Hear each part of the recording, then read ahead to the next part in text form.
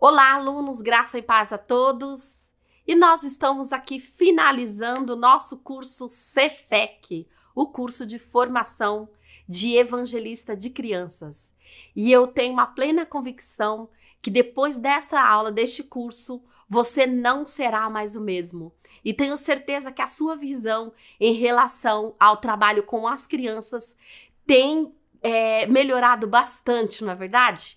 Porque nós vimos aqui durante essas aulas, falamos sobre a importância de evangelizar as crianças. Estamos aí finalizando praticamente nas últimas aulas e eu quero aqui fechar com um assunto muito importante. Nós falamos aí sobre psicologia, vocês viram falar a importância da criança, do maternal, da criança que começa a ler, escrever, quando a criança já está, um junior, já está entre 9 11 anos até a adolescência, a importância de cada fase e de como nós vamos ensiná-los. E hoje nós vamos tratar um assunto diferente. Como que eu vou, dentro da minha sala de aula, ensinar uma criança que tem alguma deficiência ou alguma imobilidade reduzida, como nós dizemos.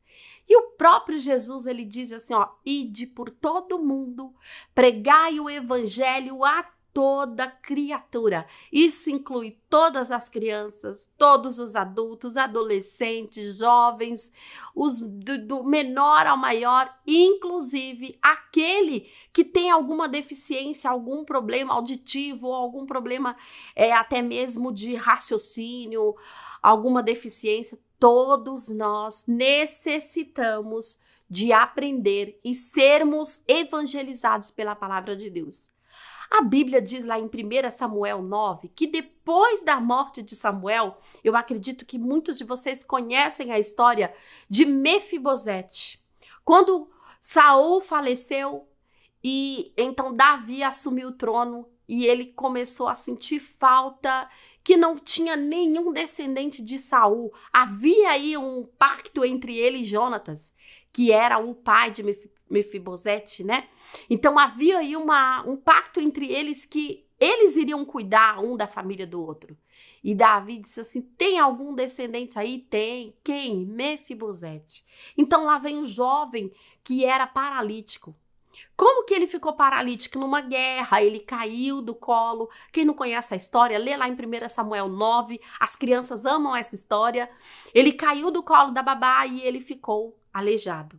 Só que naquela época, as pessoas que tinham alguma deficiência, elas eram tratadas diferente. Elas tinham que ficar em um ambiente diferente, elas não tinham muito valor. E o rei Davi, sendo o maior, um homem de autoridade, quando ele soube que Mefibosete, o neto de Saul, estava ali separado porque era uma criança, um jovem já aleijado, ele mandou chamar Mefibosete, preparou um banquete e deixou Mefibosete morando ali, juntamente com ele no palácio, cuidando daquele menino que havia ficado aleijado. Ele não excluiu por causa da sua deficiência. Mas Jesus também vai nos dar um belo ensino, porque Jesus é maravilhoso, os ensinos de Jesus são maravilhosos e nós temos que aprender com ele, não é verdade? Então Jesus nos deu um belo exemplo também quando ele disse para o cego de Jericó, aquele cego que estava ali clamando a misericórdia, todo mundo vai, cala a boca, né? Sei lá, não vai, não perturba o mestre. Mas Jesus chamou e curou aquele cego de nascença, porque Jesus também não excluiu ninguém. E agora, como que eu vou fazer para eu incluir uma criança com alguma deficiência ou algum transtorno no meu culto infantil? Mas olha, é muito difícil porque eu já tenho minhas crianças. Então vamos aos poucos, vocês vão entender a necessidade e como vocês vão fazer. É preciso entender os limites, as limitações das crianças. Como que você vai fazer isso? Pergunte aos pais. De repente tem alguma criança lá no seu culto que ela é diferente, ela é uma criança agitada, ou ela é uma criança muito calma, é uma criança que não quer conversar.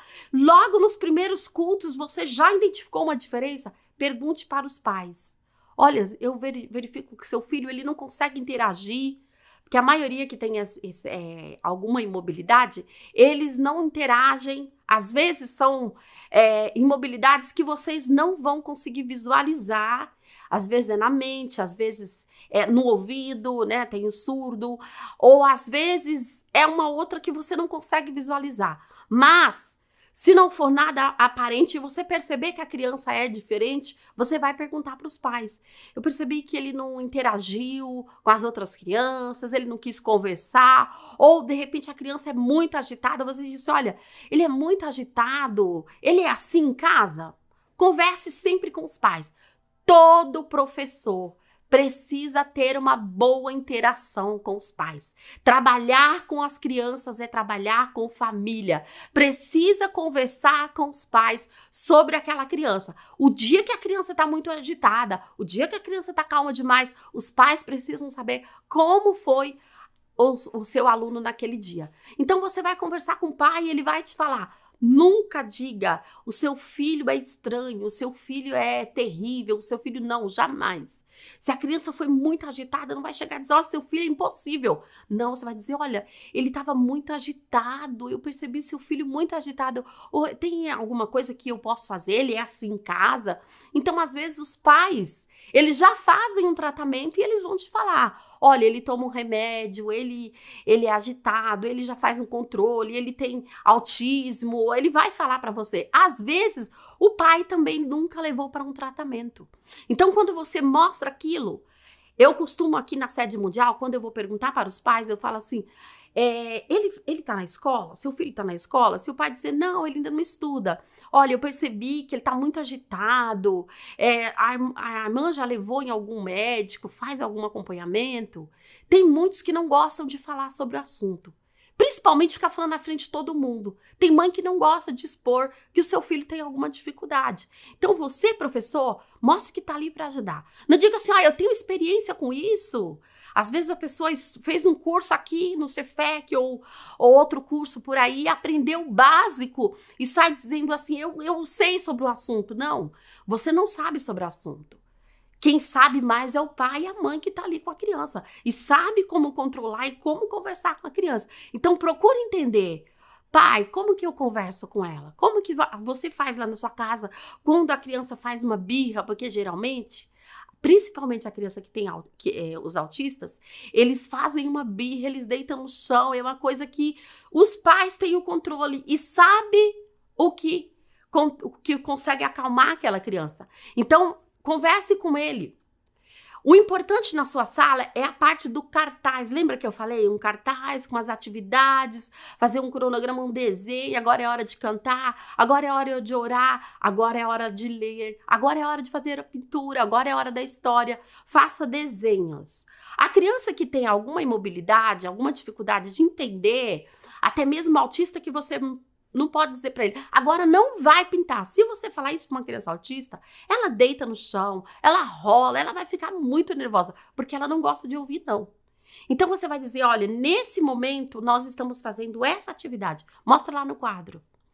Essa atividade nós estamos fazendo agora. A próxima atividade é essa que você quer. Então espere um pouquinho que a gente já chega lá, tá bom? Então conversamos sabendo como você vai falar um não para a criança. Deixa a criança perto de você. Se ela é uma criança agitada demais, se ela é uma criança que tem alguma dificuldade, deixa a criança perto de você para que você possa acompanhá-la. Não deixa a criança perto da porta de saída, perto de janela, perto de coisas perigosas. Não, procure deixá-la próxima de você. Tenha sempre um ajudante de sala que possa te auxiliar com essa criança, tá sempre de olho. É importante que nas primeiras aulas, a primeira vez que a criança chega na sua sala, é bom que os pais acompanhem, ou o pai ou a mãe. E depois eles vão te explicando como você vai lidar com aquela criança. Isso eu tô falando das crianças que têm, às vezes, uma síndrome muito forte. Tem crianças que realmente ela morde, ela bate, ela é agressiva. Então, os pais vão ensinar você como você vai controlar essa criança. Mas nunca deixe essa criança sozinha. Uma auxiliar de sala precisa estar acompanhando essa criança. Você vai também explicar para os seus alunos que estão ali que aquele amiguinho, ele está aprendendo. Não fica dando muito detalhe. Olha, crianças, esse fulano, que às vezes ele é bem agitadinho, ele não para, e os outros começam a ir no embalo. Então, se você fala assim, olha, criança, não vai no embalo dele que ele tem um problema. Não, ele não tem um problema, ele é uma criança normal. Ele é diferente dos outros, porém você vai explicar, olha, vamos ensinar para ele. O nosso amiguinho, ele está aprendendo. Vamos ensinar para ele como que a gente deve fazer? Então é assim, não fique expondo a criança, o problema da criança, que isso é desagradável. Não dê diagnósticos, como eu disse, em alguma aula eu já devo ter falado sobre esse assunto. Não dê o diagnóstico. A criança chegou, ela é agitada, ela não para. O pai chegou, você disse assim, pai, ela é hiperativa. Você nem sabe se ela é. O pai, ela tem autismo. Não, você não sabe.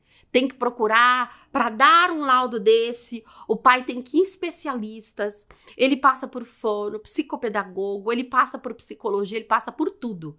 Eu recebo muitas crianças aqui e eu, às vezes, eu fiz psicopedagogia, então, às vezes, eu entendo um pouco sobre o assunto. Eu vejo a necessidade, mas eu nunca dou um laudo.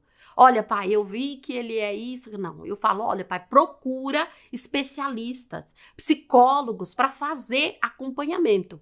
Porque eu percebi que o seu filho está mais agitado, eu percebi que às vezes a criança não quer falar. Outra coisa, ele não gosta de ficar perto de barulho, muito grito. Se você, professor, falar muito alto, ele se incomoda com isso.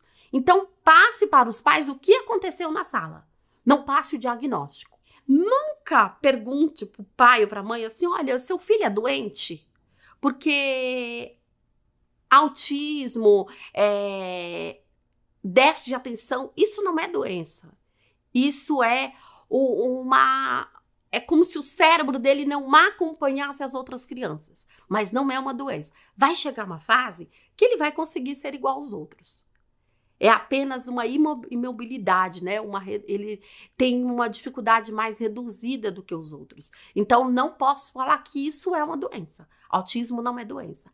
E não diga para os pais que a criança dá trabalho. Olha, hoje não dá para ficar com seu filho, que ele dá muito trabalho. Se de repente não tem um auxiliar de classe e a mãe chegou lá com uma criança que é aquela criança que te dá muito trabalho, que ela não para, que ela não fica... Não diga assim, não dá para ficar hoje porque seu filho dá trabalho. Não, você pode convidar a mãe. Mãe, será que é possível, irmão, ficar hoje comigo na sala para ajudar a cuidar do seu filho? É porque hoje eu tô sozinha, faltou auxiliar. Hoje eu tô, sei lá... Apresenta a dificuldade, pede para a mãe, fica, olha, hoje não tá bem, hoje tem muita criança, a gente não vai dar conta, pode nos ajudar? Então, com jeitinho, você ganha a mãe também. E não precisa também expulsar a criança da sala de aula. Volta e vai sentar com seu pai. Quando você desiste de uma criança, você manda a criança voltar para a igreja e sentar com o pai, porque você não vai ficar com ela na escola, você está desistindo de evangelizar essa pessoa. Então, não desista dela. Os louvores, você vai cantar louvor calmo. O som deve ser um som ambiente. O que é um som ambiente? Que todos possam ouvir sem agredir os tímpanos. Então, o som é um pouco mais baixo. Não fale muito alto com seu aluno, não grite. As dinâmicas e as brincadeiras que você vai fazer com as crianças mais agitadas é para movimentar o corpo. Elas precisam gastar energia. Evite passar muitas informações ao mesmo tempo. A criança que possui algum tipo de transtorno, ela não vai assimilar. Então, você vai falar com calma e passar um assunto de cada vez, bem tranquilamente. Não fale tudo de uma vez só. Mesmo que seja um junior, que já tenha lá uns 9, 11 anos, se ele tem algum tipo de transtorno, ele não vai assimilar se você passa muita informação. No momento da história, procure envolver as crianças, mostrando visuais, fazendo perguntas. Vocês acham, por exemplo, faça pergunta fechada. O que é uma pergunta fechada? É uma pergunta que ela vai dizer sim ou não. Entendeu? Não vai abrir um leque para ela contar a história lá do cachorro, não. Você, no momento da história, você faz pergunta fechada. Vocês acham que tá certa essa atitude dele? Sim ou não? Aí eles vão dizer não, ou talvez sim, né? Então, faça pergunta assim, envolvendo eles, mas de forma que eles possam falar, dar a resposta com segurança. Esse tipo de interação é muito bom porque você chama a atenção deles durante a história. O tempo da história não pode passar de 10 minutos.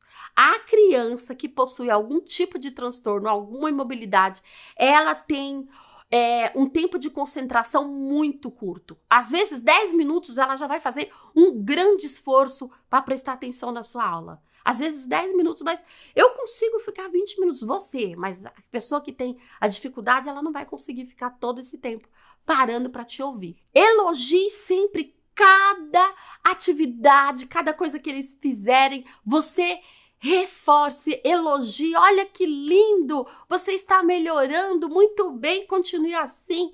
Hoje você comportou, eu gostei do seu comportamento hoje, viu? Continue assim, está melhorando. Então, vai sempre elogiando, porque a criança que ela tem esse tipo de transtorno, ela é muito carente.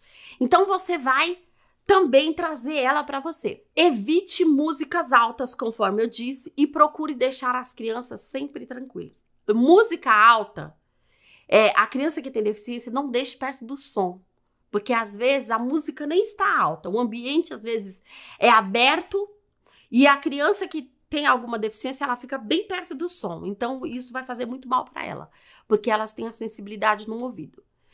No momento da atividade, seja objetivo.